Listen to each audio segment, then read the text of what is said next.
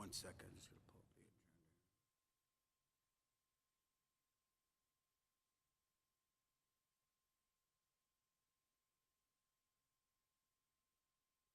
We'll get started. Welcome to the Planning Board meeting, April 13, 2022. We're located at the McCarthy Middle School. Pursuant to Chapter 20 of the Acts of 2021, this meeting will be conducted in person and as a courtesy via remote means in accordance with applicable law. Please note that while an option for remote attendance and/or participation is being provided as a courtesy to the public, the meeting hearing will not be suspended or terminated if technological problems interrupt the virtual broadcast, unless required by law. Our call-in number, you can find these all online because there's about 6 or 7 of them now, right, Evan? And you can join this Zoom meeting. You can get that link online as well. First up, we'll have the public input session. Anyone from the public shall be limited to statements from the public relating to any issues with the jurisdiction of the Chelmsford Planning Board that are not currently the subject of a pending public hearing before the Planning Board. Public comments on any pending public hearings shall only be heard during such public hearings. Is there anyone here that would like to speak for public input? Anyone on Zoom, Evan? Okay. We're waiting on one other member, so before we do that, we'll welcome a new member, Anita Tanini, to the board. Congratulations. And we'll go to minutes while we wait on Deirdre before we do the reorg shuffle. Here she is. Oh, here she is. Oh, we can go right to that. All right. Waiting a minute for Deirdre to get up here. Do we need to make a motion for that? Yeah, well, I would move that we accept the meeting minutes. There's one set in here. You get the date, and I read them anyway. Yeah. That was, where are the minutes? Sorry. It's okay. Yeah, February 23rd, 22. Okay, can we get a second? Second. Second by Nancy. All in favor? Aye. One abstention. One abstention. Okay, we'll go to the reorg.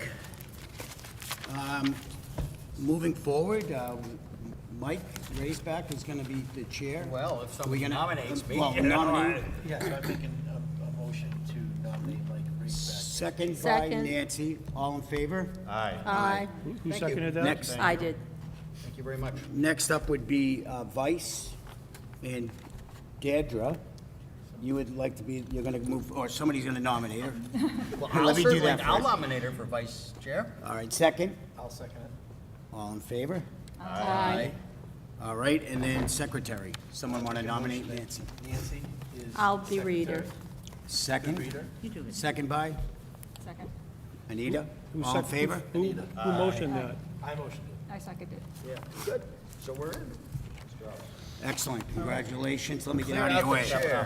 You and Deirdre can share. Oh, and, Oh, there okay. you go. Yeah, I'll get out of your way.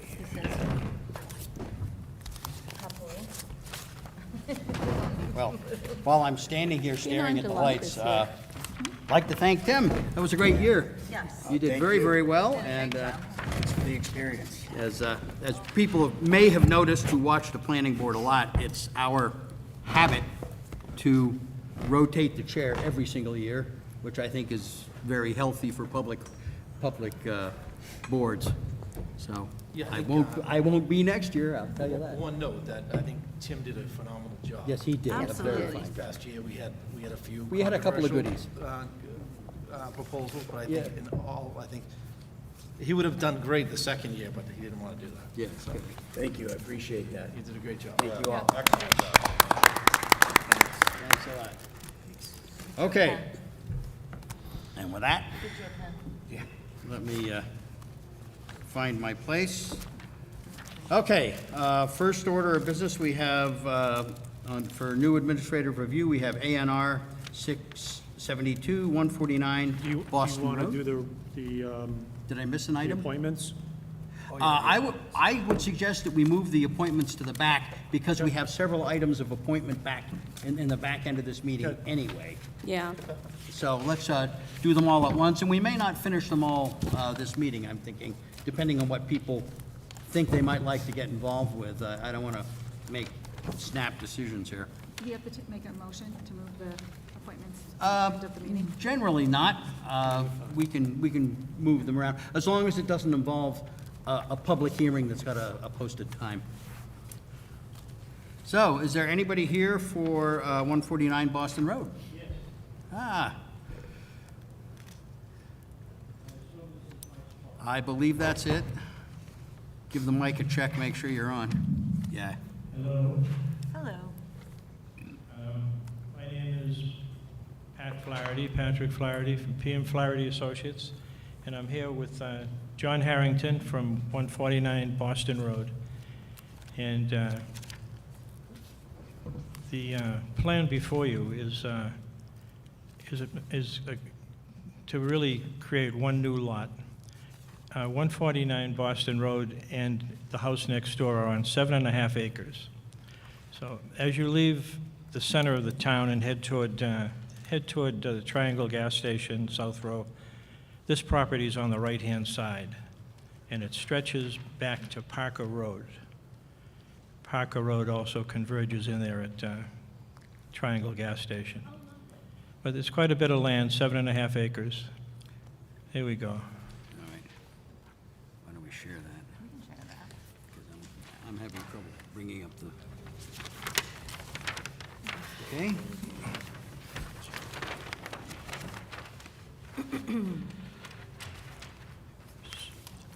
So maybe you could let me know when you're kind of oriented to this. And All right, okay, I got it. So this is a split, creating Lot 1 and Lot 2, yeah, Lot 1, Lot 2, and Lot 3. and Lot 3. Okay. There was an existing Lot 1 and 2, but we're changing the lot lines internally, so Understood. that's like a reorganization. Okay, and, Then Lot 3 is a new lot, and Okay. it has almost 3 acres, 2.9 acres. and I see you've just squeezed 50 feet there, which Yes. gives you the I frontage. mean, we picked 50 feet, but there's still plenty of land in the back, even Yeah. if we didn't have 50 feet. Even if you had to pipe stem it, yeah. Yeah. So the frontage is on Boston Road. Right. Okay, 150 feet of 155. frontage. And I don't anticipate that long neck is going to be used for a driveway. I anticipate that people are going to come in on Parker Road. Yeah, I see the spot up on the top there. So it meets all the requirements for an A&R. It has 150 feet of frontage on a public road, and it meets the area requirements. Well, certainly looks like it. Anybody on the board? Let me start, yeah, go ahead, Mike. Do they own, so the Parker Road parcel C, who owns that right now? Sorry. The Harrington family, John Harrington. John owns, he owns that? Yeah, he owns all of that, yeah. Okay. I was just confused, when you just mentioned that they might be coming in from Parker Road. Yeah. I thought they'd be coming in from Boston Road, because you got the frontage on the front over here, and you've created a parcel A. There was a small parcel on North Road also that John bought years ago. And it was really, it belonged to the house across the street on Boston Road, and it was their well. And when we got water, they didn't need that, so they sold it to John. So there's that small parcel on North Road. Then there's the land with frontage on Parker Road. So it's a little complicated, but it's all in the Harrington family. Yeah, I can see that. So, Thank you. Can't see the lots between, on Parker Road. It doesn't show the lot lines on Parker Road. Yes, it does. It's so, well, this is the line here. Part of parcel C. Just parcel C. yeah, so this is right here. This is somebody else's lot. I can't here. read that. This is Even their though it's lot. big, I can't read that. Originally, there was a parcel C, and it had that long neck going to Parker Road. So that neck plus parcel C, plus that parcel A going to North Road, that all gets combined into Lot 3. It's all under the same ownership. And it's a mystery why that parcel C was created in the first place. It was just leftover land done years ago. But that neck belongs to parcel C. So if that's your concern.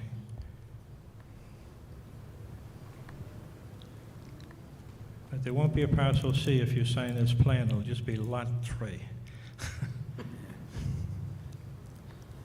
Okay. Nancy? Yeah, is this RA or RB? RB, Residence B, 40,000 square foot. Okay. I have no questions. Questions? Anita, you got any? Okay. No, and the intent is to build a single-family home on this? Excuse me? The intent is to build a single-family home? Right now, not now. It's more for estate planning purposes, just, Got yeah. Okay, Can I take Everyone else have a motion Make a motion to endorse. with no determination as to zoning? That's correct. Second? I'll second. Second by Mike. All in favor? Aye. Okay. All right, Thanks. thank you very You're all much. set. Number 2 is 1 Billerica Road. We're all familiar with that one. Evan, can you give just a quick rundown on what's happened with the town and the parcels back there? Yes, I will give a quick update on what's been going on with the town. So since the planning board last approved the minor modification with the condition, town council has been working with the Historic District Commission and the applicant to work on finalizing the preservation restriction. The District Commission has signed that, I believe within the last couple of nights. The Historical Commission has also voted their approval. The Select Board has endorsed it. So that is all in place for tonight's vote. Okay. And by the way, for the record, let me note that Deirdre is recused. Okay, take it away. Right, good evening, everyone. Katie Enright with Howard Stein Hudson. Evan summarized pretty much everything that we have in place tonight for the A&R. The decision was recorded at the registry today, and the recording information was given to Evan via email, so that the appeal period is up on the decision from the site plan. And as Evan stated, we have approval from both the Historic District Commission and the Historic Gulf Commission relative to the restrictive covenants. So tonight we're here to ask for you to sign the A&R, which essentially cuts the, I didn't want to talk to you, it essentially cuts the Fisk House away from the parking lot so that the town of Chelmsford may ask to purchase the parking lot at the rear. Okay. So, all right, I guess we'll run it around the board. Start with Nancy? I'm sorry. I'm trying to figure out my computer. Yeah, well, me too. I'll go, I don't Tim. have anything. Go ahead. Okay. So I'm going to ask a question. So Evan, so this is particularly for the plan, so the town can buy this parcel? That's correct. The purpose of the A&R is so that a week and a half from now, town meeting, this plan will likely be recorded by then, and this will be the plan that town meeting is presented with. So then the town would own this property? So we're not That's, required, that's, and the town's not required to have proper frontage Well, they're not. well, you, for this lot? per your modification vote, the last time this was in front of you, Yep. via that modification, you granted that zoning We relief granted it, to okay. create these lots as shaped. Okay. Just because we've seen so many different plans of this site, Yeah. that is just, so this is the final piece. This is the final piece that sets the stage for Lot 2A to be acquired by the town. Okay, great, thank you. That's all I have, Mike. Okay. Are we in discussion, or can? Well, this is not a public hearing in that sense, so yeah, this is just go around and Well, say I your think thing. it's a great idea. for the town to be able to buy something like Yeah, I this. I think it adds to a lot of businesses, having a place to park in the center of the town, but it's not taking up vital, like, property, right of frontage. So I'm glad we got to this point. Hey, Paul, what do you think? I echo Yeah, the same. I'd have to agree with Anita. I think Yeah. it's a very good idea. So, with that said, if there's no more discussion, I'll take a motion. Take a motion to endorse, to create 2 new lots, new lot for the Fisk House cut by separating the parking lot. Sounds good, and with no determination as to zoning, not that it matters at this Exactly. point. Second? Second. Got a second from Anita. In favor? Aye. Okay, that passes, and Deirdre, you can come back. Thank you. We did note, I think, that she recused on this. Yes, you did. Okay. Next item, 47 Chelmsford Street, a VCOD applicability. Just a quick word here, we are not determining overall appropriateness or acceptability of the project on its details. This is a general statement as to whether or not it fits within the VCOD, and is also an opportunity for us to give some suggestions to the proponent so they can go off and formulate something that we'll be happy with. I think I've summed up how that works. Go Great. ahead. Good evening, everyone. Again, Katie Enright with Howard Stein Hudson. We were approached by the new owner of 47 Chelmsford Street to look at a potential reuse of the building that's currently empty. Essentially, what the gentleman would like to do, and Bob's brother Jack is here tonight with us tonight. Bob is traveling, so he wasn't able to be with us. But what he would like to do is take what was Feeney Florist and turn the first floor, which was retail previously, into a convenience store. And then for the second floor, which essentially has been used for various reasons, I guess, over the years, would be changed into a residential use, which is something that we've spoken about within the CVOD. Essentially, what he'd like to do is live above it. So create a 3-bedroom unit for his family on the second floor and operate the convenience store on the first floor. Many of you have been by the site, noticed that it's basically paved from one end to the other. The parking lot is pretty non-compliant. A lot of the stripes that are there are actually inside the right-of-way of Wilson Street. They don't stay on the property. I'm sure whomever was out there just thought the pavement essentially from the fog line on the side of the road into the site was probably theirs. So what we tried to do was essentially look at the site, the paved portions of the site as a blank slate, and try to make it as compliant as possible with what we were given with. So what we've looked at is creating along the fence at the back, which separates us from the property on, actually the north arrow is kind of down, so it's actually on the west, which used to be the medical center. There's a fence right along that property line. We'd like to create 4 parallel spaces along that side. There's a space that's marked accessible on that top side of the building, which is actually the south. But there's no striping or anything, a signage or anything associated with it. So there's been a kind of a temporary or movable ramp that's been placed at the back of the building for accessibility to the door to the first floor. It's really a good place for it because everywhere else there are steps, and it would be something that would have to interact with either Wilson Street or Chelmsford Street. So I think that's a good place for it. There's a spot on the side of the building that we can then stripe for the inaccessible space, put the 8 feet of striping next to it and still have that 11-foot aisle to get by. We can sign that and have direct access to that ramp. The side on Wilson Street, which kind of feels like the front because that's where the parking historically has been for the businesses, we can fit 2 regular spaces there. One space, I get cut off, that back line is 16 feet, which is essentially pretty usual for a compact space. So I'm looking to get 3 head-in spaces there and then a parallel space All of the areas in light green are new landscape areas that we're providing. So essentially, wherever there was excess pavement, we're trying to get rid of it.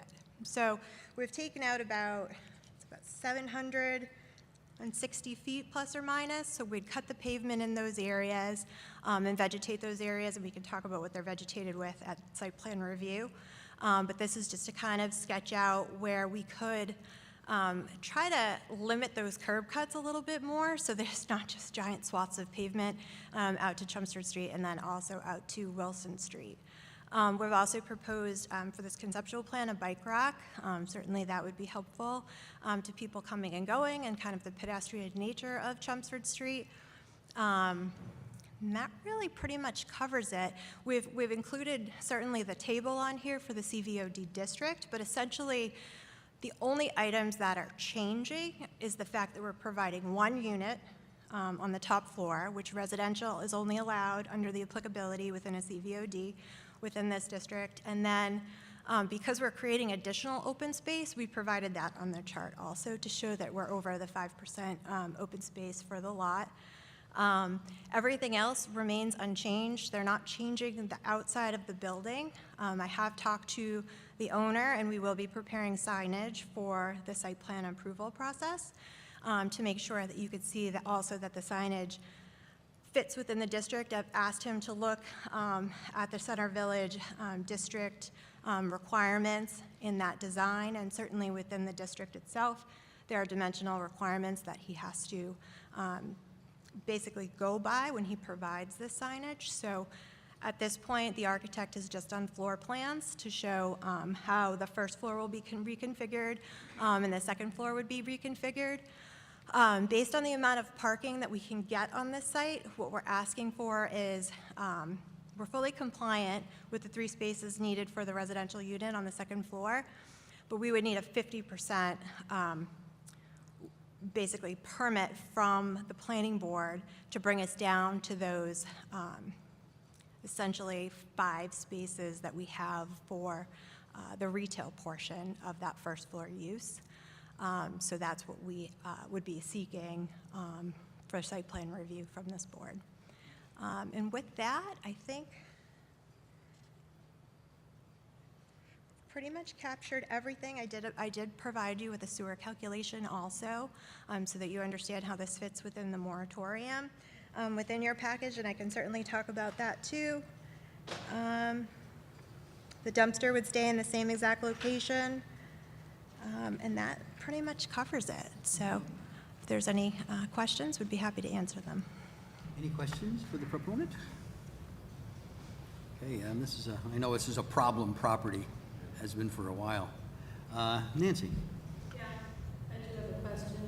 I remember we looked at this property before, and the parking that was between this building and the adjacent building was actually on the adjacent property. Are you keeping your parking on that property? Yes, 100%. So there's actually a fence there now that was probably put in as part of the reuse of the building for the medical use next door. And this was surveyed by Mr. Flaherty, and it shows the fence and the property line on that side.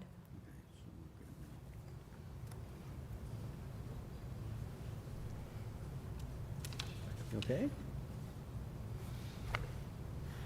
I don't see any other comments. Glad to see something finally Yeah. going in there. Yeah, and I'm glad to see, remember, we put a lot of energy into the village center stuff with the commercial on the first floor and residential on the second floor. It's nice to actually see an example of it being presented as a project. And it's a nice apartment size, right? Like, Yeah. it's not, they could have put in a couple apartments up there and cut it Yeah. up, and it isn't, it's a decent size, so Yeah. I think it's the right, Yeah, what you looks- could do with the property. Looks like pretty close to as good as you can do with what you got. Any further commentary, and then I'll take a motion to grant. I have 2 quick Yeah, things. oh, One is okay. I agree with everyone about the commercial on the ground and the residential above, and I'm happy to see that property come back into use. And the other issue is with the parking reduction. I know we had previously allowed everyone to have a 50% reduction because there was a parking lot, and then when there was a threat that the parking lot would go away, then we increased it to 80%, but now that we're gonna hopefully have a parking lot again, I think it's appropriate. Yeah. Although, let me point out that that determination happens later on when this comes back to us as a full-blown project, Right. although it's well worth mentioning. And do I have a motion to grant determination of VCOD applicability? Yes, I'll give you a motion for that. Got it I'll from Tim? second. Got it from Mike. Any further discussion? All in favor? Aye. Opposed? I think that was unanimous. Great, think so, thank you too. all very much. Okay. Okay, now, next up is 270 Billerica Road. Before we get into this, I want to make sure I understand the stance of that project. It's not coming, as I understand it, it's not coming forward for any determinations of applicability at this point. This is simply a presentation of what's in their mind, and I presume you're shopping for opinions. Yes, sir. Got it, okay. In that case, take it away. Thank you. Mr. Chairman, members of the board, good evening. Douglas DeShane from Finneran and Nicholson, representing DH Properties Holdings LLC, the purported purchaser of the property. With me tonight, Katie Enright, Casey Ferreira from Howard Stein Hudson, our crack engineering team. And we are here for an informal presentation to give the planning board an overview of our current plans and designs with the hope that we can get some feedback to take back when we do the final plans and file for the final permits. So your comments are always invaluable and hopefully helps us to present a better project. As we've currently reviewed it, we believe we'll need 4 permits. We'll need a special permit under the major business complex and the associated site plan review. We will also need, we are in an aquifer protection district, so we'll need to show that we meet your aquifer protection requirements and will require a special permit for that. And lastly, we are proposing to do some work within 100 feet of the small wetland on the site, so we will be appearing before your Conservation Commission. We have undertaken a traffic study. We're currently working on our traffic study. As you know, that is a requirement of our application for the special permit under the major business complex, so that is underway. We certainly intend to show that our proposal will be in keeping with all of the traffic requirements and parking requirements. So with that, I'd like to turn things over to Katie. She'll give you a technical overview of the project, and then we'll certainly be happy to answer any questions you have, and certainly looking forward to any comments you might be able to give us. Thank you. Great, good evening again. I'm Katie Enright with Howard Stein Hudson. This site, if you were to look at it today, has almost 104,000 square foot empty office building on it. So this is the last building, if you were to get off Route 30 and head towards your center of town, on the right before you get to Progress Ave, where the fairly new self-storage is. This is a 2-story office building. Like I said, it's about almost 104,000 square feet. There's parking on both sides and to the north of the building that exists there today. What we're essentially looking to do is demolish what's there. It's certainly underutilized. The space has been empty for quite some time. As you know, there's significant space that's empty on 129. This is at a signalized intersection, and it's also very close to your Route 3 ramps in 129. Or within 129, we actually don't need to use the Business Amenities Overlay District because we're not seeking any dimensional waivers for this. The applicant and our client looked at the IA zoning essentially by right, and we meet all of the offsets and requirements, I believe, of your dimensional standards. One thing, as Doug stated, because we're over 20,000 square feet, we do need to submit under major business complex. Your bylaw has very specific regulations. Based on that, one of them being a traffic study. And what we've done is our traffic engineer at Howard Stein Hudson has reached out, or we've reached out to Evan Belansky, actually already gotten an introduction to Mr. Jeffrey Dirk from Vanessa and Associates to make sure as we're putting together our scoping letter that it not only encompasses what we've heard from staff, but it encompasses what we've heard certainly also from this board as far as the areas we should study. And we've already scheduled the counts to happen after both Massachusetts and New Hampshire school vacation week so that we can get good quality counts for the area. So that being one of the standards of major business complex, certainly we're taking 100,000 square feet of office building too and removing that from Route 129. What we tried diligently to do was to make sure that the loading docks and truck traffic come out at the signalized intersection. So we're coming out at Alpha Road, and we've lined that up within the survey to be part of that signalized intersection where we've moved all of our people traffic for vehicular, regular cars of people coming to and from work to that left side, in and out. And there is 2 curb cuts for this property already. What this project does is it significantly reduces impervious surface. Certainly it significantly reduces parking that's out there. We have asked to Landbag Parking as part of this, as part of what our client has seen with these types of warehouse distribution centers. This under your bylaw would require 162 spaces. That's significant. They feel that about half that is necessary. And so what we've done is, you can see that large green space in the upper right-hand side is, that essentially shows if this building were to be repurposed or if for some reason we needed more parking, we have the ability to do that and still meet zoning on site.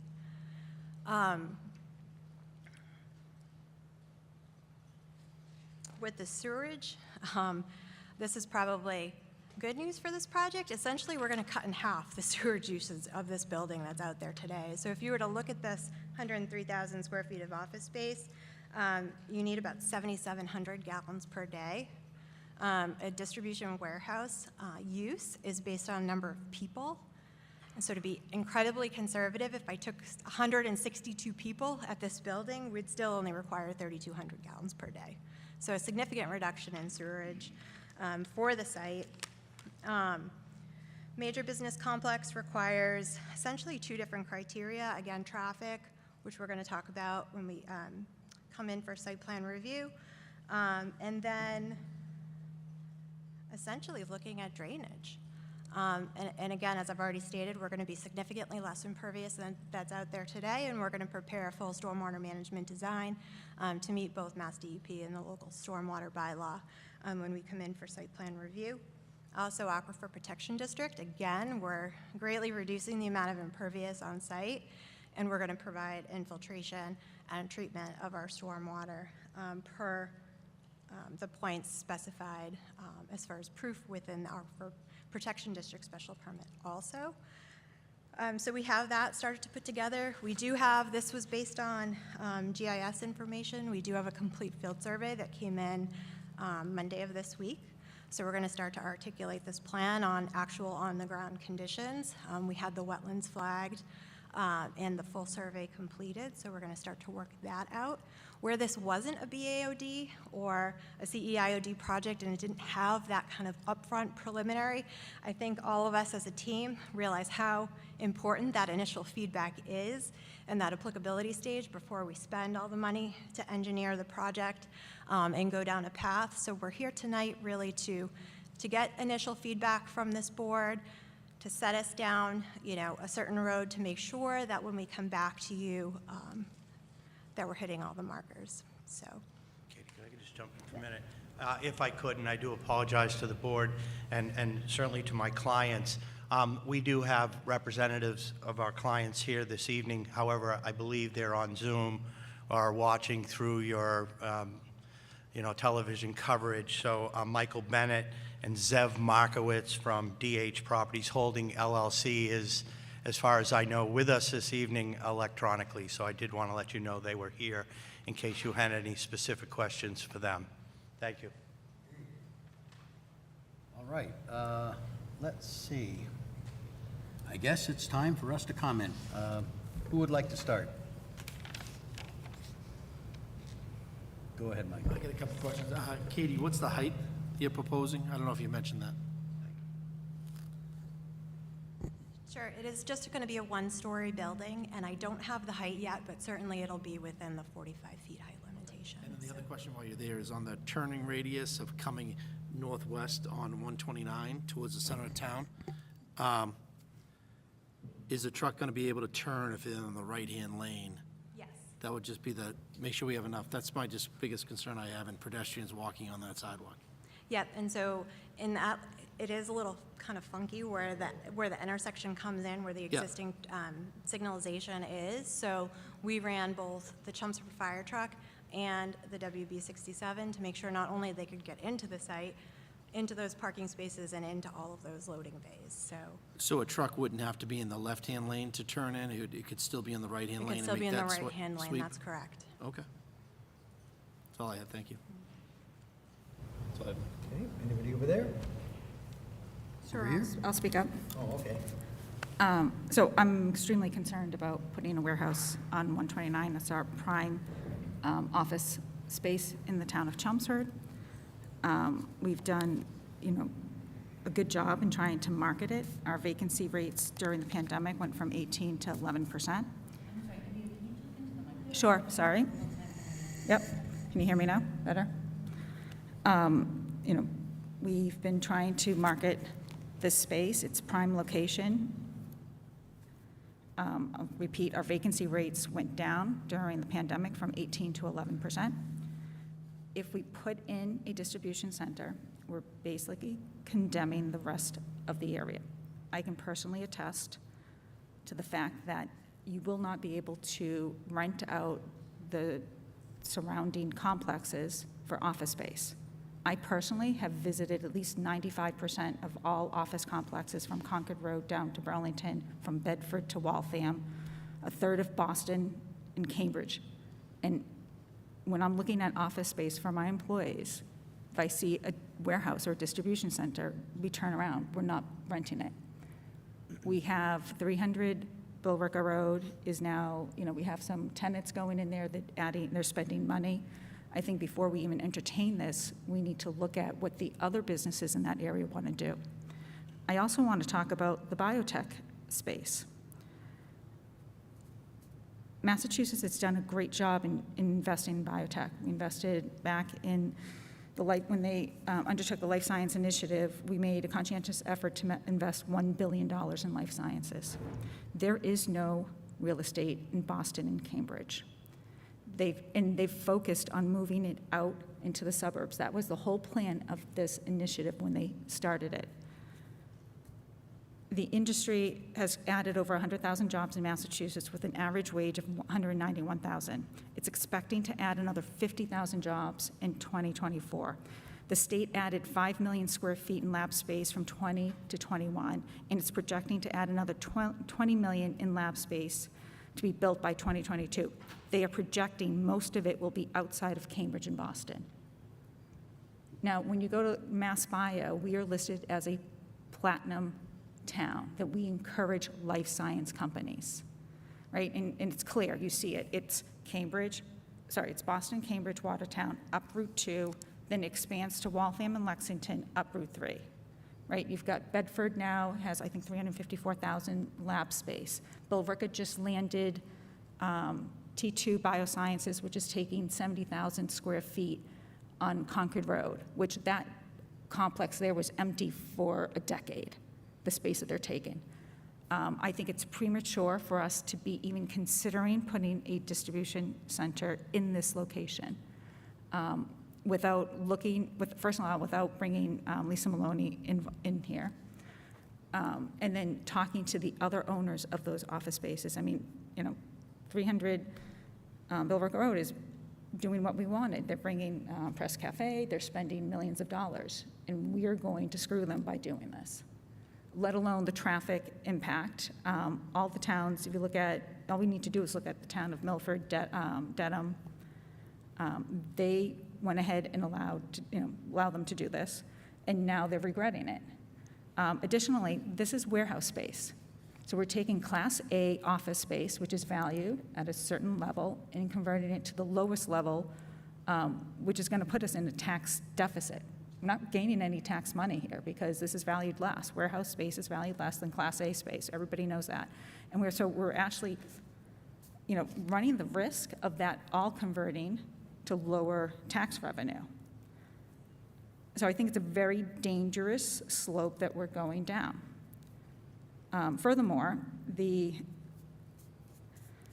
Economic Policy Institute put out this study and did this analysis and concluded that fulfillment centers and distribution centers do not generate broad-based employment growth. It recommends that state and local policymakers should avoid entering any tax incentive to lure these local businesses, as the effect of the e-commerce on the state and municipal revenues is deemed insignificant. So I think because again, this is not, they're going to live there with office space. We still have all those office spaces and it's going to be one or the other. These do not work well, they just don't live together in the same space. And while I appreciate that they're wanting to invest in this, I do understand the math of this. Building a distribution center runs about $300 a square foot. Building or refitting an office space for lab space runs at about $750 a square foot. I get it. It's cheaper. You can make more money doing this. But I don't think this is right for the town nor the taxpayers of this town. That's my 2 cents. Paul? Yeah, go ahead. Yeah. A few minor points as it comes to that, and I fully understand where you're going. I'm on the board of Middlesex 3, which is an economic development driver for the entire area up and down the Route 3 corridor. A few things that you're missing is that in your zoning bylaw for the town of Chelmsford, this is an industrial district in the town of Chelmsford, and warehouse distributions or warehouse is a Y on your use chart. Yes, it tells everyone within the IA district that a warehouse is allowed by right. We will be here for a major business complex and an aquifer protection district, and those have very specific standards in your bylaw. Regarding biotech, sewer is an issue in the town of Chelmsford. Sewer is I work for biotech. I'm the one that signs the check. So biotech, that's very general to say that there's a sewer issue. significantly more sewer than they did as an office building. No, they don't. Absolutely, they If you're do. a pharmaceutical manufacturer, it does. If you're doing R&D and you have a lab, it does not. I know how much water and sewage a company uses. May I suggest that some of these conversations will have to be had, but I think they belong in the permitting stage. It's well worth mentioning them here, but I don't think we should dig into them. That's fine, but I want to make sure when we say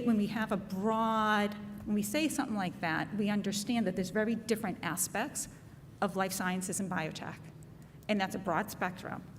And so just be very careful and I've seen that in emails going around to residents today, and I want to make sure that we're clear about that.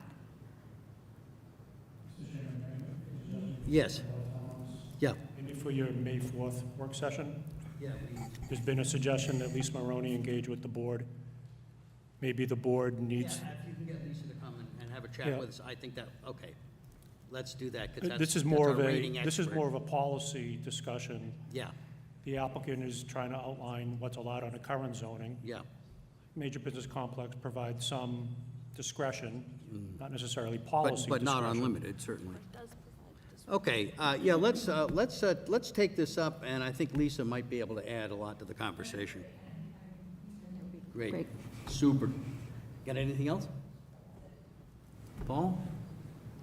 Being quiet down there? Yeah, I don't see an issue with it. I deal with a lot of office buildings, and they have distribution next door. I personally, again, I'm going down a different road. I don't need to go there. I have nothing. Okay. I have nothing. Right, Nancy? Are you done? Yeah. All right. So, yeah, I have concerns about it. This is, while a warehouse is indeed a permitted use for this area, it's also a major business complex because of the size of it, and that puts it into the category of special permitting, and special permitting puts it into a evaluation of the impact of the use against the area. And as we've been seeing and discussing on other projects, heavy truck traffic in Chelmsford is just plain a problem.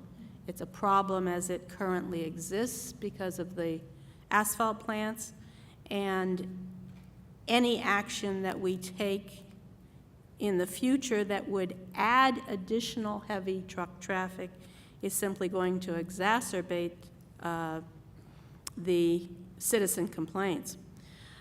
So I have concerns about that. I do have concerns about mixing this size of warehousing and traffic situation with an office park, which is what 129 is.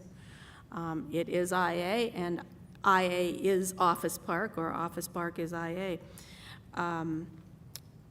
But we have gone to a lot of effort and expense to promote development of that office park and housing with it. We've now put a lot of residents into that area, and when you start adding a lot of truck traffic with the residents, it becomes another problem. So warehouse is a permitted use, but in terms of special permitting evaluations of impact, I think this is a problem. Tim? I have nothing right now. Deirdre? Wait and see. Couple things. I share the concerns about the impact with traffic and impact on the surrounding residences. Also, I think we need to talk about, as I have expressed an interest in doing in the past, about just the general zoning. And I think we need to, as a board, think about, if there's any place in Chelmsford, and there may not be, I'm not sure, that we are willing to entertain a distribution center. I think, there's some pluses of this location in terms of proximity to the highway. There's some negatives in terms of it's at the gateway of our town. So I have concerns about that. And I'd also like to learn more about the impact of life science type projects or developments on the water and sewer, because I guess I don't think I have a clear enough understanding of that. Okay.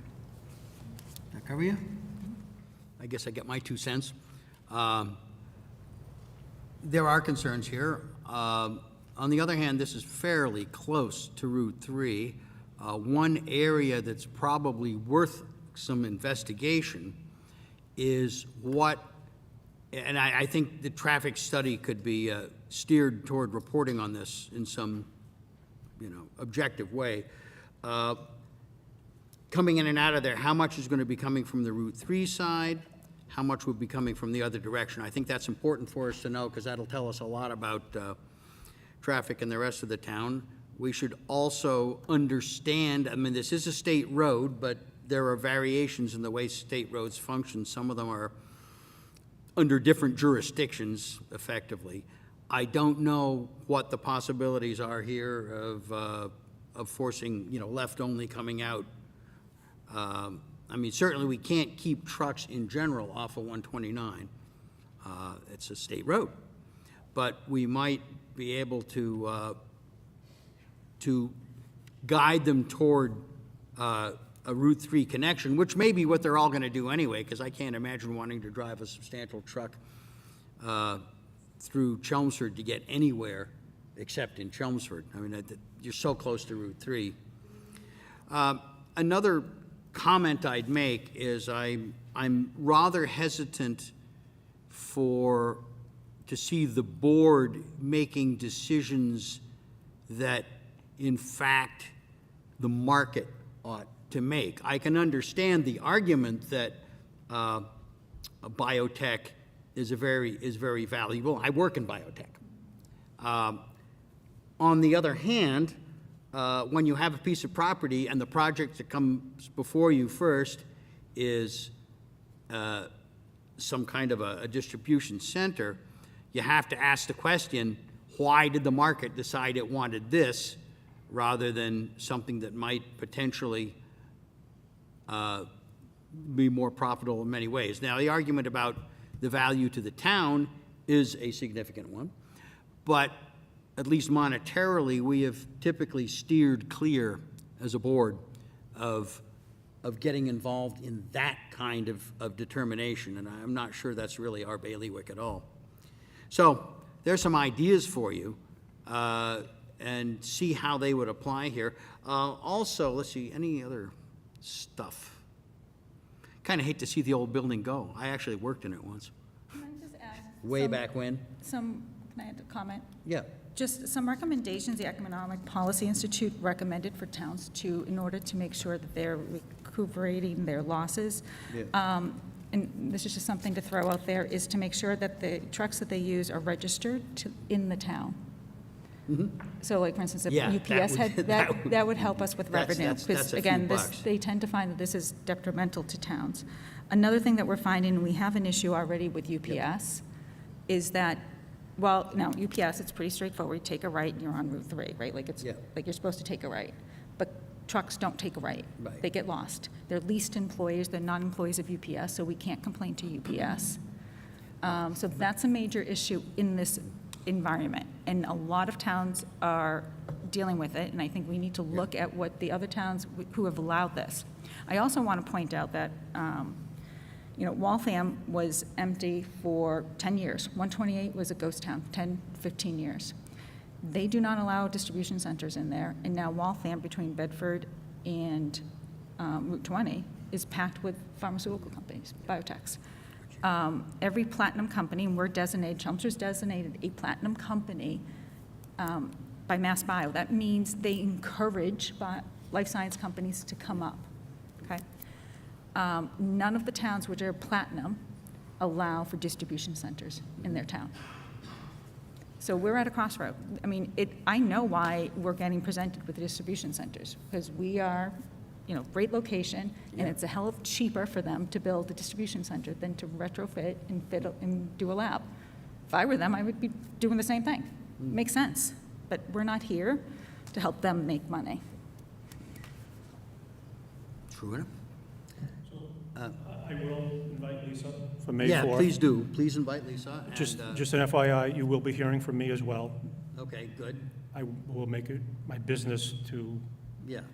provide my input. That is the development. Final comment is, I've been asking for the town to do this for 2 years. Yeah. Okay. Because the town has not had this conversation for 2 years, you're now going to have it on the fly. Yeah. And you're Okay. likely going to be changing the rules on the fly. But I just want everyone to be aware that just because people bring new information to the table, the town has been studying this for at least 10 years. I've been studying it for 10 years. Yeah.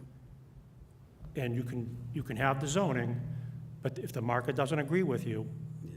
then the zoning is just nice words on paper. Yeah. And the fact of the matter is, there is no biotech in Chelmsford other than Thermo Fisher.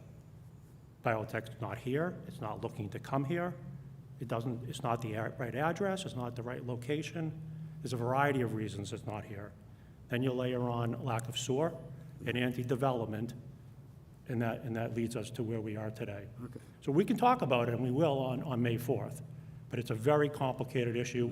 It's not one that Lisa, myself, anyone on the planning board is going to be able to solve in one night or come to an agreement on one night.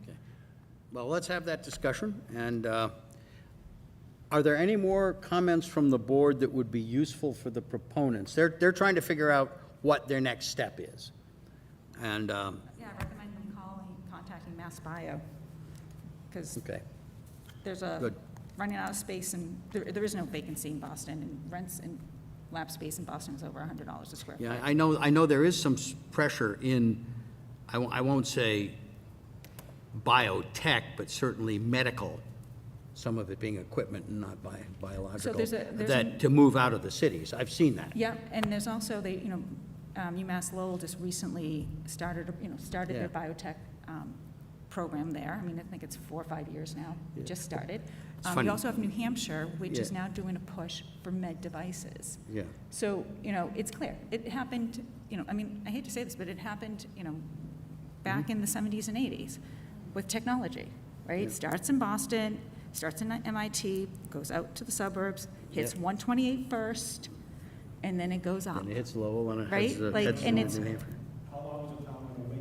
Yeah. For that's- Well, how long did Everybody Waltham was wait? Waltham was empty. No, even the retail, even the live, work, play vision of 129, it never made it beyond, Bedford, Billerica. Yeah. It's been 10 years. Well, The Billerica office just market, landed when the T2 office market was strong, Biosciences. it never made it a recovery in Chelmsford. The dynamics in Chelmsford are very, very different and unique. The property owners that own these properties are very unique and different. Each and every one of them has a different business model. So if they don't think it's in their self-serving interest to pivot to life science or biotech or R&D or high tech, then there's a disconnect between what the town and the policymakers envision and want and what the actual property owners believe is economically viable. Never mind what the marketplace thinks of the Well, of then, Chelmsford. in all due respect, then, if that's what we're thinking and that's what you're saying, then, the purpose of the 129 overlay was to get the burden off of the taxpayers and onto commercial.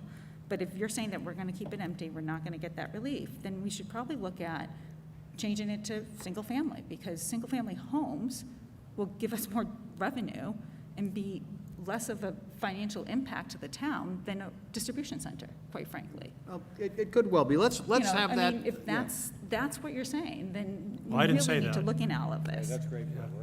Let's have that discussion as a work session, because I think it's more useful in that context, where we can just throw things across the table at each other, which is, and there are some interesting questions that he's brought up. Is there anything else that you can get from us? I think I absolutely thank you for your time and your input tonight. This was incredibly helpful to the potential purchaser of this property, and we look forward to coming back. Great, and thank you for bringing it to us, because, getting a look at this stage can potentially solve problems that can be much more difficult to solve later on. Okay? Thank you. Thank you very much. All right, next one up is Anr 671 Barnes Terrace. We've seen this a couple of times. Let's see what the current state is. Barnes Terrace A&R and the Barnes Terrace construction of Paper Street with us tonight.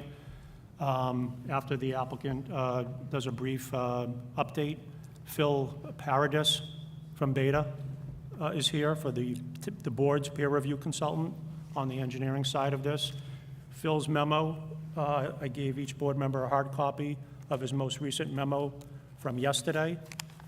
And let's let the project proponent update the board accordingly, and then we can transition over to Phil. Good evening, board members. My name is Seth Donahoe. I'm with Dillis & Roy Civil Design Group. We were last before you on March 9th, at which time we presented both projects before you. One is an A&R plan, and that is to create two separate lots from existing Lot 2, which is located off Barnes Terrace. And Barnes Terrace is a partially constructed private way off of Elm Street. And the second portion of our project was to improve a significant portion of Barnes Terrace as well, and incorporate some stormwater controls that presently aren't there. If it's all right with the board, I have a quick handout just to help simplify our discussion tonight. Is it okay if I bring it up to you?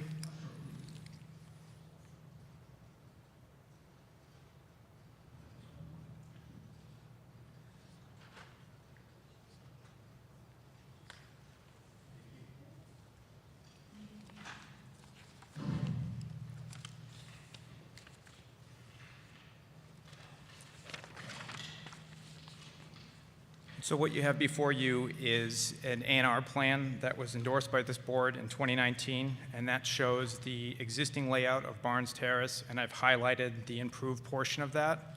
And then the second sheet of this handout, it shows our proposed extension or construction of the unimproved portion of Barnes Terrace, as well as highlights some of the stormwater controls that we'd be putting in place there. Since our last meeting, we did have some feedback from various town staff, as well as some feedback from the peer reviewer related to some stormwater issues. We've sent over all of our revisions to the town, and that incorporates answers to all the questions that we were provided. Police did request that we put a street sign at the entrance to Barnes Terrace. It's presently absent, as well as some emergency numbering for the 2 existing houses that are there as well. So we've detailed that on our plan sheet. In discussions with the fire department as well, we were asked to enlarge some of the paved areas to provide for better access for some of their larger apparatus, and we've done that as well. We did receive a peer review comment letter. As I mentioned, Barnes Terrace presently has 0 stormwater controls in it. It's essentially a partially paved road, and we will be collecting all of our stormwater through catch basins and conveying that to a stormwater basin that's on the proposed Lot 2B, and that's highlighted on your plans as well. And so that stormwater infiltration area is in full compliance with the town regulations and the state regulations as well. So that's a drastic improvement over the existing conditions as well. We will be improving the pavement from the entrance to Barnes Terrace on Elm Street all the way to the end of our proposed project. If the board has any specific questions for me related to the plans we've provided, I'd be happy to address those now, or I'd be happy to wait for feedback from the peer review engineer as well.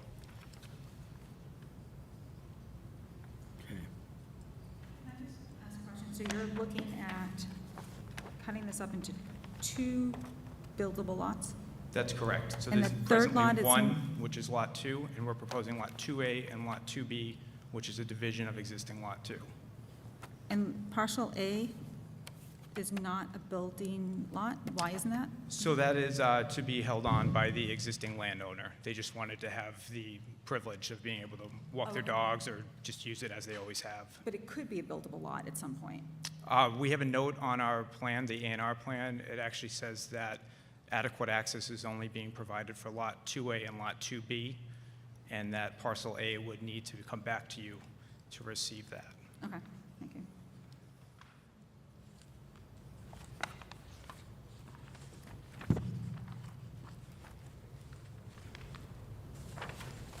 Would like to hear from the peer review consultant at this point?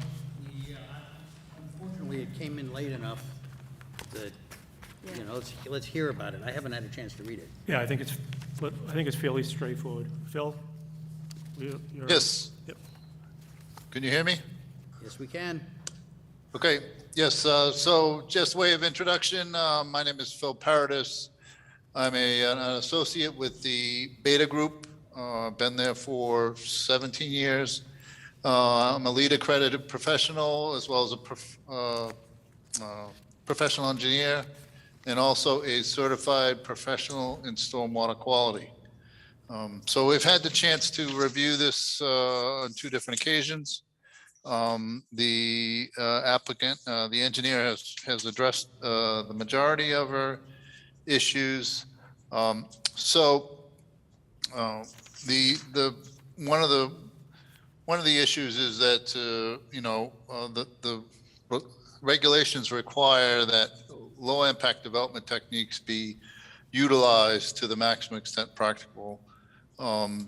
This is more of a conventional kind of layout relative to, you know, piping and catch basins and piping systems. So, however, the engineer has indicated because of the septic systems, it's not possible or not feasible to employ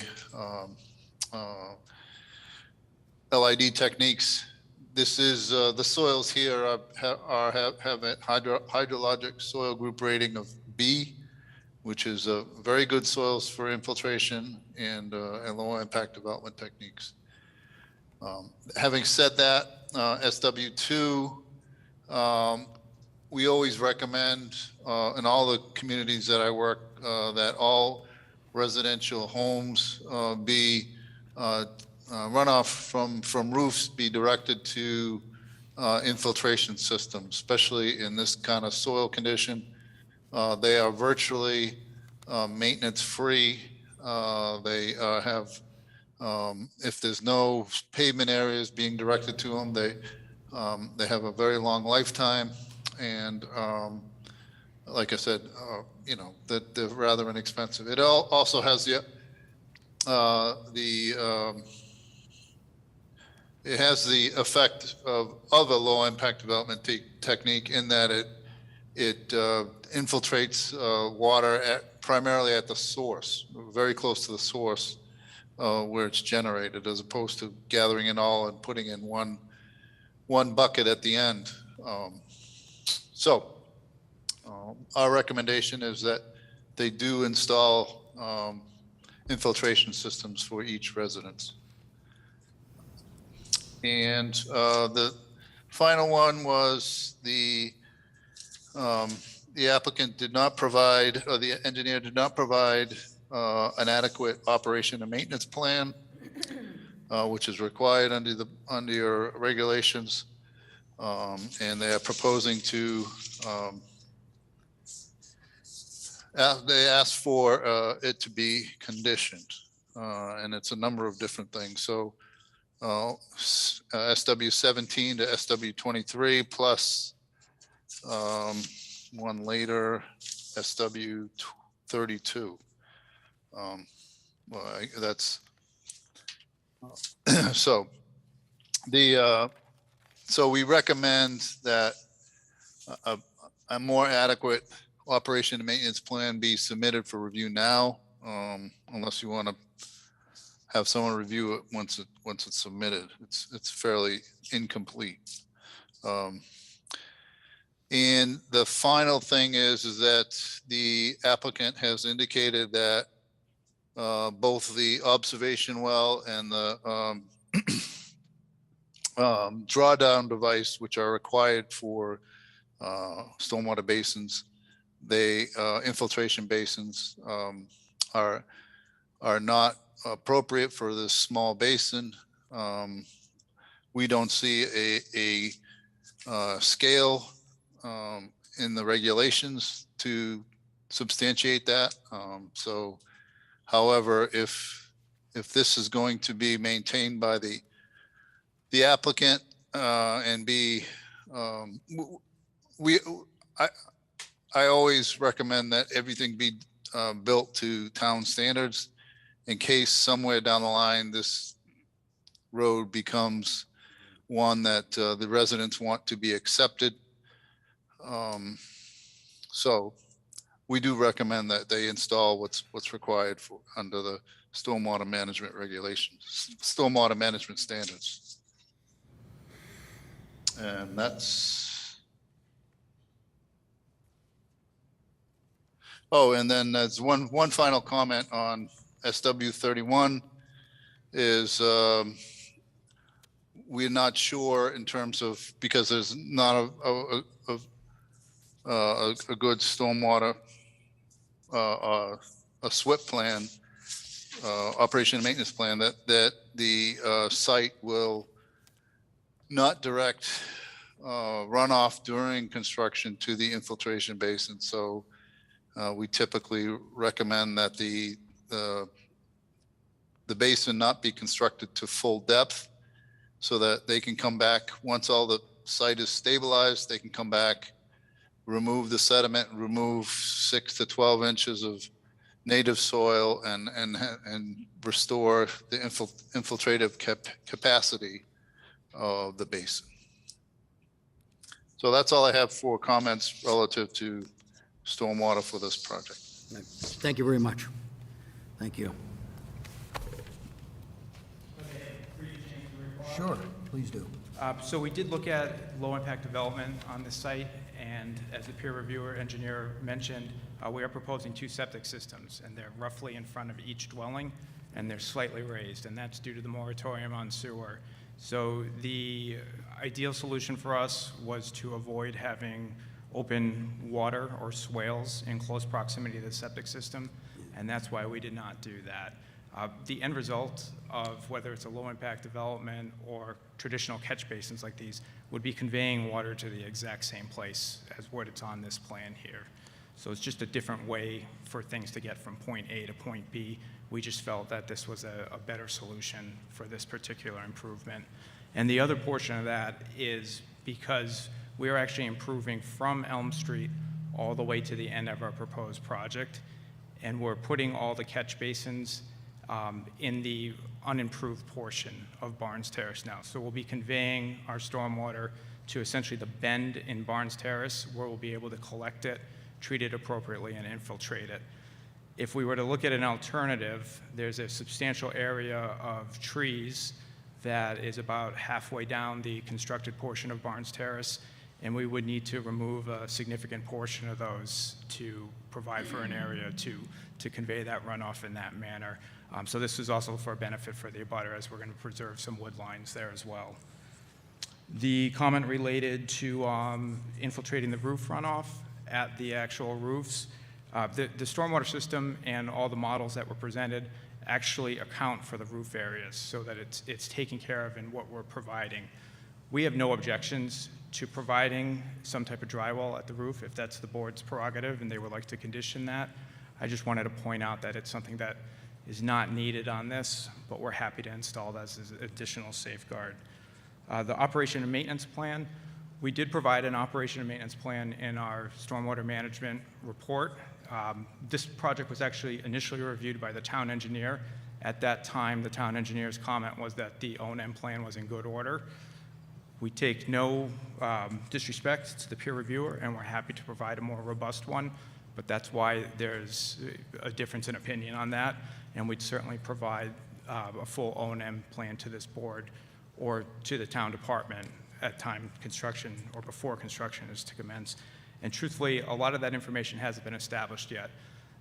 As this is a private way, the intent is for it to be 100% privately maintained. There would be no intention of it coming forward as a town way in the future. And so we would specify that the future owners would be responsible for maintaining the infrastructure that's put in place here. Related to the comments with the observation well, typically my office does not depict one on an infiltration basin this size, but we respect the peer reviewer's opinion as well, and would be happy to incorporate that as well. So I believe that summarizes all of the comments that we've received. If the board has any specific questions, I'd be happy to address those as well. Thank you. Evan, do you have any No, I'll say. comments? Okay, let's see. Now, let me understand here. We've got an ANR component to this.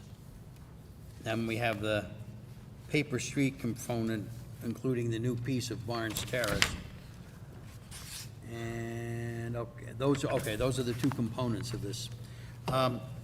One thing I wanted to ask you, Evan, I vaguely remember, and I may just be remembering badly, that once upon a time we had some kind of a usage where we limited, on paper streets, we limited it to two houses. Do you remember that? I'd have to take another look at that.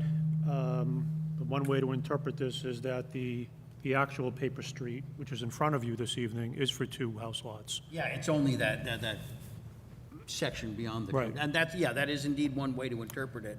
Are you referring to future? Yeah.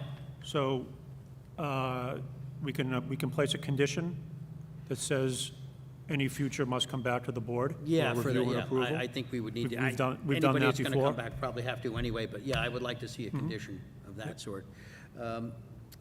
Anybody, I'd like to see the applicant formally address the peer review, incorporate in your documents what you're accepting, and then give us in writing why you're not accepting the other ones. Because right now, we just received this today. yeah, so we haven't had a So, chance. the peer review. Okay, so they're his final document. So, I'm not ready to vote on this tonight, but I think it gives you time, my opinion, it gives you time to, you just mentioned a couple items that you're willing to address. I think the O&M manuals, the maintenance manuals should be incorporated. And then I think address the items that you didn't agree with, and just why, and then I think we have proper time to review it. I think we then can make a decision. We'd be happy to provide that information then. That's just my That'd be 2 wonderful cents. if you With could, the yeah. board's permission or guidance or directive, I can prepare a boilerplate Yes, decision I think for- that would make a lot of If April sense. 27th works for you, then we can reconvene on the 27th. We'll have a draft decisions Yeah, could available. Potentially wrap this up. I think we'd like to wrap it up. I bet you'd like us to wrap it up. Like seeing you. Yeah. I think the peer review gentleman mentioned the SW 17 through at least 23. those are the ones that There are a lot of items in here that you must have in your maintenance agreement, the maintenance manuals already, that you could fill these out. Absolutely. And so that we know that this has been taken care of before we And vote. just under the understanding that as some of the items, it'll say future owner of Lot 2A, future owner of Lot 2B, those will be the people ultimately responsible. Right. We're just not able to name who that is at this That'd be time, or perfectly provide signatures to that fact. I have a point of clarification. I guess I don't quite understand. What is the distinction between low-impact development that the peer review consultant is recommending and what you're proposing? Like, what's the zone in between there? So in a nutshell, the state has a handbook for low-impact development. Yeah, I've seen that. I'm sure you've seen many developments. There's filter strips, there's open swales, different ways to convey runoff, different ways to infiltrate it. And that is in lieu of a traditional street design where it has catch basins that collect and then convey runoff as well. And given that Barnes Terrace, it's 40 feet wide, it's a layout that existed prior to me being born even, and we're working within the constraints of that, and then we're adding the complexity of adding a septic system that has additional offsets to everything. Obviously, we can't put septic systems right next to an infiltration area. It's just not Okay. a great idea. So the main thing is the lack of, the placement. Yeah, so for example, if the septic systems were not in the equation, a portion of the runoff could be treated and infiltrated in yard areas with multiple smaller basins instead of putting it all in one place, one bucket, as the peer reviewer said. Okay. Anybody else? Thoughts, comments? Yeah, go ahead. Yeah, I just have some questions, and maybe they're for Evan. I'm sorry. So sorry. Maybe my questions are for Evan. I don't ever remember seeing this complex of stormwater evaluations before. Is this because of the new stormwater management? Or what? No, so this gives the board a kind of a sneak peek into what Christina was doing day to day. If you recall, Christina would mention in her memo, I think it was the last bullet, that technical drafting comments were provided to the project engineer. The board never saw any of those. So that was the go-between, the back and forth between the two project engineers that took place behind the scenes. The only time Christina would bring it into the public realm in front of the planning board was when they couldn't come to an agreement, and then the board would have to do conflict resolution. Peer review, by its very nature, just brings everything out out to the table. Much of it, and I agree with you, much of it is something that traditionally the Chelmsford Planning Board never wanted to get involved in and wasn't really that interested in. And I think that's to the credit of having dedicated town engineers that were tasked with making sure all of this stuff was done. But for the right here, right now, this being the first civil peer review that we did,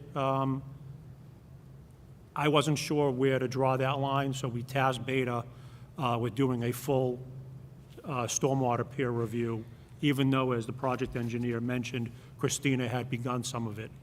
So this one is kind of caught between the two. Moving forward, if there is a new project that comes before the board, those have not been started by Christina, so that will be 100% peer-reviewed. And my final comment on this is my understanding is that sooner rather than later, DPW should be back to full complement, and we likely will not need to continue doing peer review. I find it fascinating, to tell the truth. I'm learning a whole lot about stormwater that Yeah. I never imagined. But the example with the O&M, Yeah. that's a classic example Yeah. where I think the town engineer has a working relationship from the start with the project engineers, knows that they're going to continue that relationship in the field with inspections. The peer review, in this particular case, isn't set up to do that. Gotcha.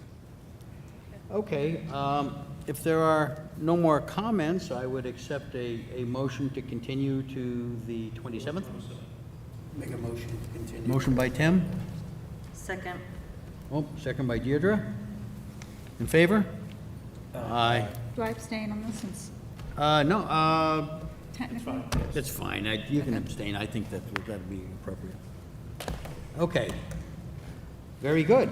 All right, we'll see you, and if all goes well, maybe we can wrap it up. All right.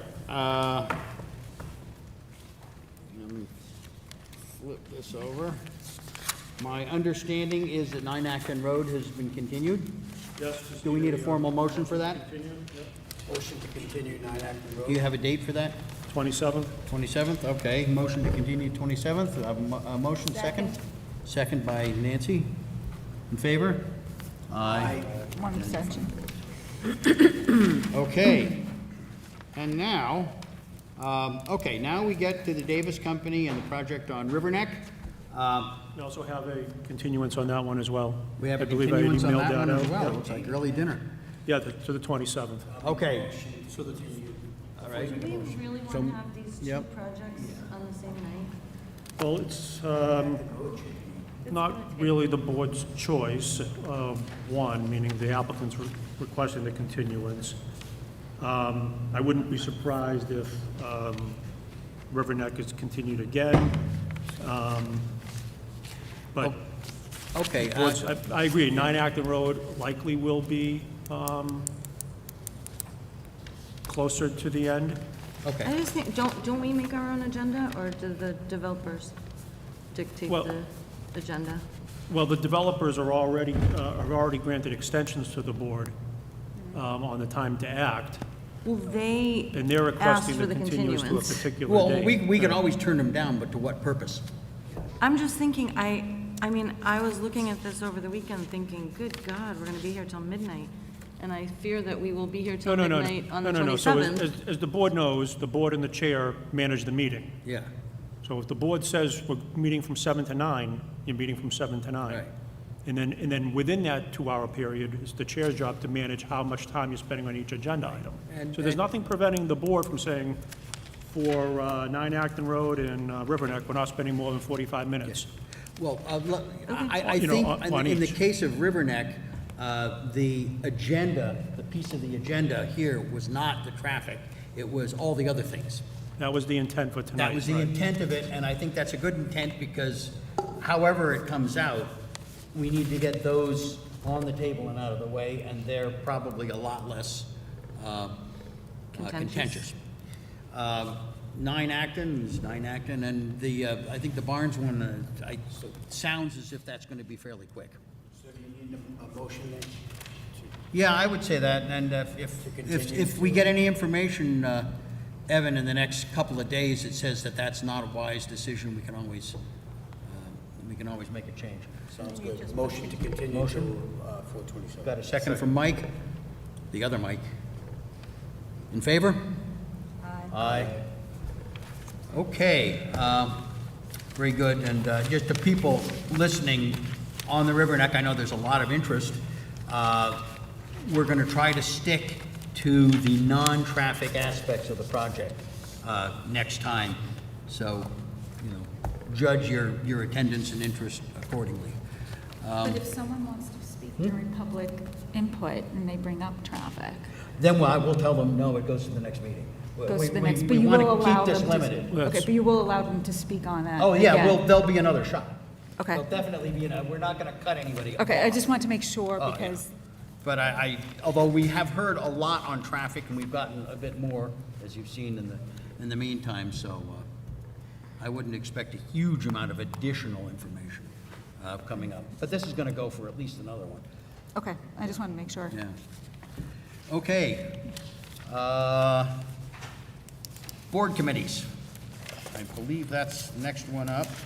Board committees, and there are also a couple of special cases here, the additional ones. That's why I figured we could do them all together. Can I ask a favor? Yeah. What do the acronyms stand for? Which acronyms do you There's a need? couple of them, the NMCOG and the BPAC. Oh, NEMCOG. Yeah, if you Oh, don't those mind. guys are wonderful. They're in Lowell, their office. They are an organization of a whole bunch of towns around the northern Middlesex Council of Governance, I just want to know what it Governments, was. something like that? Yep. No. And they offer a great number of services, including, by the way, the Weights and Measures guy is up there, but they also do a lot of planning, traffic work, stuff like that. Northern Middlesex Council of Government. And we're going to have some consultants from them Oh, yeah. Yes, on May 4th, your work session. meeting at our work session, helping us to look at, Anita, helping us to look at zoning issues that we might Yeah. want to, in a broad sense, revisit. And we had discussed Yeah. possibly having drafts of zoning articles, which we haven't done for the last several town meetings, put together sometime early this summer for the fall town meeting, so they'd have time to be solidified. And I'm sorry, I missed the BPAC was Which one? BPAC. Bicycle pedestrian. Yeah, Bicycle. BPAC, a Bicycle and Pedestrian Advisory Committee. So do you want to go through these from the top? Yeah, why don't we do I that? can remind you who's Yeah, currently I could appointed. use a little reminding, thank you. Okay, let me just get all my pages lined up together. Okay, let's, first, the voting member appointments. Who's currently on CPC? I have been, and I have enjoyed it, and would like to continue unless someone else is anxious to take that over. Well, I don't see them breaking down the doors. You've got it. The Housing Advisory Board. That's currently Paul. I'm on there. I haven't been notified of any meetings. I've been to one. They have not been meeting regularly. Yeah, that one meeting Yep. for Okay. a while ago. Is it something you would like to continue with? I would. Okay, is there anybody They else meet here? during the day, and I Yeah. typically try to. Okay, and you're available. Is there anybody else here that has a deep love of housing advisory boards? No, I told Paul if he can't make it, I can. Okay, yeah, if you can back them up on that. Okay, sounds like Paul. Vinyl Square. Hey, Mike, you want that? Well, it's It me is- now, so I mean, if anyone else wants it, they're a good committee to be Yeah, on. but and you're up there. I live You're up there, there, and so- you've got a very good relationship with them, Yeah. as I understand it. Okay. Economic Development Committee. I haven't seen a lot of meetings for those guys. What have they been They doing? have not met since COVID. They have not met Really? since And I'm COVID. not sure that they will ever be reconstituted. Okay, So why do don't we we leave not that one need- open for the time being, and if the issue comes up, we'll throw somebody at it. I don't mind being assigned to it. Oh, okay, you got it. Assign me to it. Bingo. Yeah, you know a little bit about that. Well played, well played. You got it. Okay. Center Village. I think somebody else ought to take that. Okay. I think Tim's in the center, isn't I think I'd have to recuse from everything, so, Why? he? Why would you refuse? because I abut the center village. So what? Anyone else want it? There's nothing regulatory about what they do. Anyone else want it? No? I'll take it if no one wants it. Okay, you got it, Tim. Thank you. There's a I owe you meeting one. tomorrow night.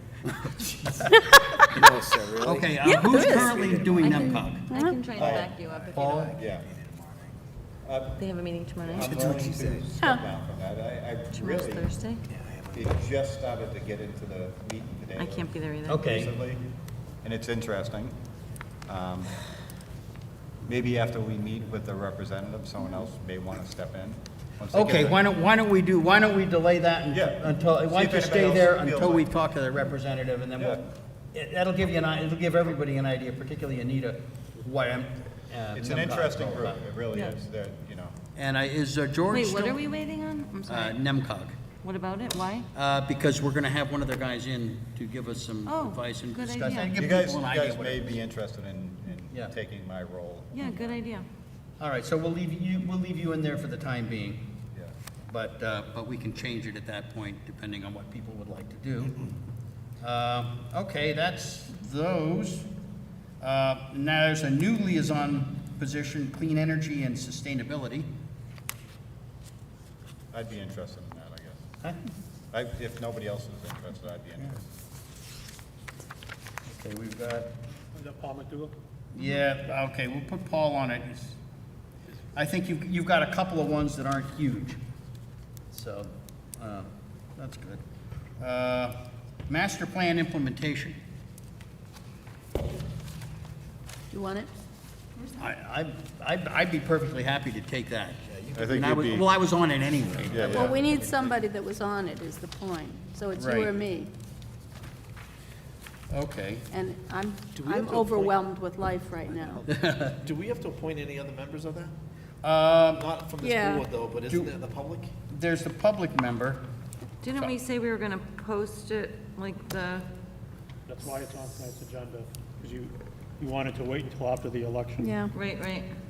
So there's, per the agenda, there's one town meeting member or resident at large. So first you need to decide, are you targeting the town meeting member, a resident at large, somebody that meets both of those? And how do you want to do that, targeting? Well, why don't we do something like the select board did for the fire station committee and ask for interested applicants, and then they could be either a member at large or a town meeting member, but they can give a brief presentation to us of why they're interested and what their I qualifications. think that would make some sense. I'd like to hear what people think they might get out of it, and I'd be willing to talk to what the committee's likely to do. Maybe they could talk for 2 minutes to us at Yeah. a Do meeting, you want to take, Each. Post it. if somebody applications applies. first? Yeah. And then the Yeah. board will screen Yeah, them? I think Yeah. that makes some sense, and, All right, so we'll post something on the website as a news flash. okay. We'll give them 2, 3, 4 weeks. All right, and I guess I can serve as the member of the 2021 Master Plan Committee. Okay. And I've already appointed an AgCom person for that, so, in my other hat. Okay, so that's gonna go up for bid. BPAC, Who's- Erica is currently doing BPAC. is Erica out there, by the way? Erica is on the Zoom. Hey, Hi, Erica. yes, I am indeed. Hi. I wouldn't mind doing something other than that one, perhaps either Conservation or Historical Commission. Yeah, I understand completely. How often do they meet, Erica?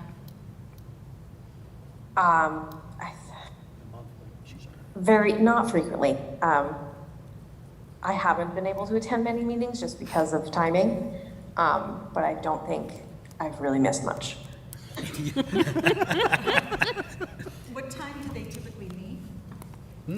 Do we know what, 6 p.m.? is it during the daytime or at night? No, they're in the evenings, but it tend to be a little Like early. 6:30? 6:30, yeah. I think they often meet on Wednesdays. Yeah, that was something of a glitch, but if we're back at Town Hall, you can catch that for half an hour and then come up to the real one. I know, you're close to this, how would you like to be in the BPAC? No? So I these, could. just to refresh the board's memory, these are ones that, What are over the non-voting. years, you expressed an interest. None of these boards had specifically come to the planning board looking Okay. for. That's right. So we don't need a member. You don't need them.